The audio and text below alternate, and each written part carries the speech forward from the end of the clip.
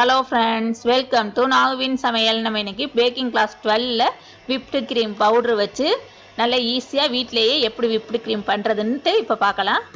இப்போ தான் எங்கள் சேனலை ஃபஸ்ட் டைம் பார்க்குறீங்கன்னா கீழே இருக்கிற ரெட் கலர் சப்ஸ்கிரைப் பட்டனை கிளிக் பண்ணுங்கள். கூடவே இருக்கிற பெல் ஐக்கனையும் கிளிக் பண்ணுங்கள். அப்போ தான் நாங்கள் போடுற வீடியோ எல்லாம் உங்களுக்கு நோட்டிஃபிகேஷனாக வரும்.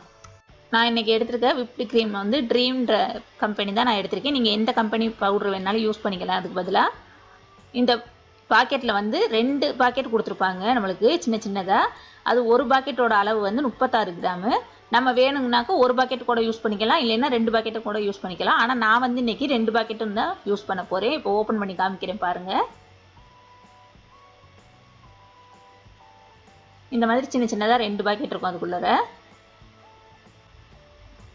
இப்போ நான் வந்து அந்த ஒரு சட்டி எடுத்துருக்கேன். இந்த சட்டியை வந்து ஃப்ரீசரில் ஒரு 15லேருந்து 20 நிமிஷம் வச்சு எடுத்துக்கோங்க. ஏன்னா அப்போ தான் நல்லா சில்லுன்னு இருந்தால் தான் நம்மளுக்கு அந்த க்ரீம் வந்து ஈஸியாக விப்பாகும்.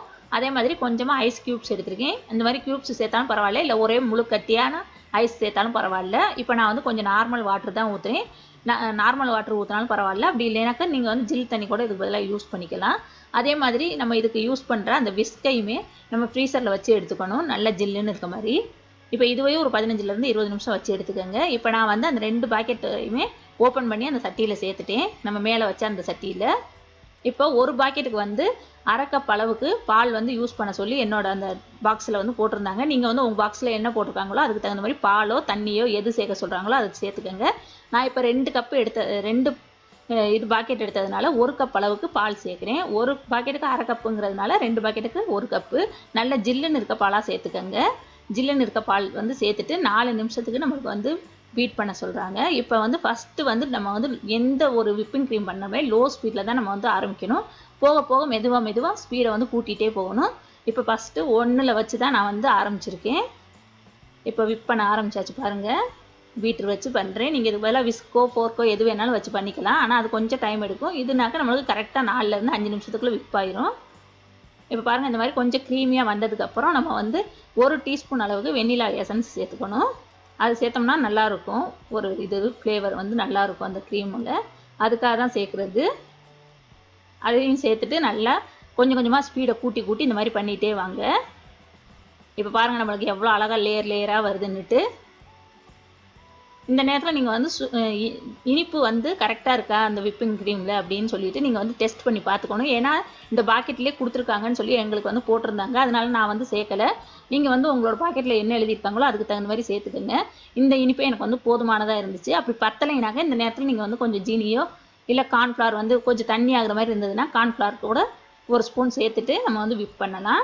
இப்போ பாருங்கள் எவ்வளோ சூப்பராக வருதுன்னுட்டு. நல்லா விப்பாயிருச்சு, நல்ல லேயராக அழகாக வருது. நம்மளுக்கு வந்து நல்லா விப்பாயிருச்சுனாக்க நம்மளுக்கே தெரியும்.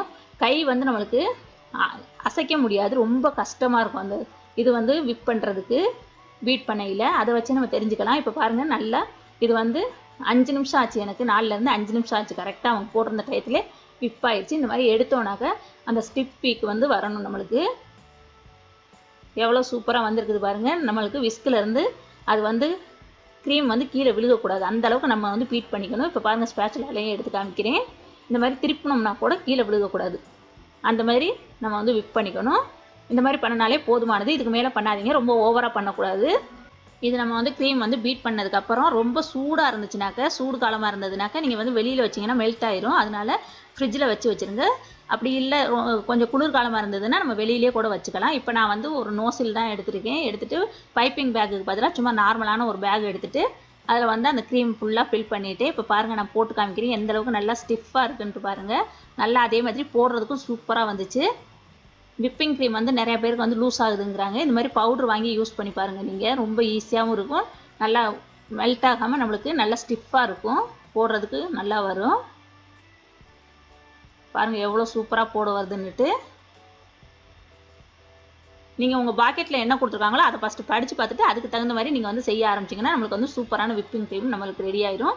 இதே மாதிரி விப்பிங் க்ரீம் வந்து நிறைய டைப்பில் நம்ம சேனலில் வந்து ஏற்கனவே பேக்கிங் கிளாஸில் வந்து போட்டிருக்கேன்னா, white colour whipping cream, chocolate flavour whipping cream, அதே மாதிரி ராயல் ஐசிங்ட்டு முட்டை வச்சு க்ரீம் பண்ணுறது எல்லாமே நான் வந்து அப்லோட் பண்ணியிருக்கோம். அதோட லிங்க்கும் கீழே வந்து டிஸ்கிரிப்ஷன் பாக்ஸில் கொடுக்குறேன். தெரியாதவங்க அதை பார்த்துட்டு அதே மாதிரி ட்ரை பண்ணுங்கள். பேக்கிங் கிளாஸ்ன்ட்டு தனியாகவே ஃப்ரீ ஆன்லைன் பேக்கிங் கிளாஸ்ன்ட்டு இருக்குது. அதையும் நீங்கள் வந்து ஒன்றா ஸ்டெப் பை ஸ்டெப்பாக படிச்சிங்கன்னா கரெக்டாக நம்மளுக்கு வந்து கேக்லேருந்து எல்லாமே செய்யலாம். அதனால் இந்த க்ரீம் வந்து எல்லோரும் ட்ரை பண்ணி பாருங்கள். இந்த வீடியோ உங்களுக்கு பிடிச்சிச்சின்னா லைக் பண்ணுங்கள், ஷேர் பண்ணுங்கள், சப்ஸ்கிரைப் பண்ணுங்கள். கூடவே இருக்கிற பெல் ஐக்கானையும் கிளிக் பண்ணுங்கள். தேங்க்யூ.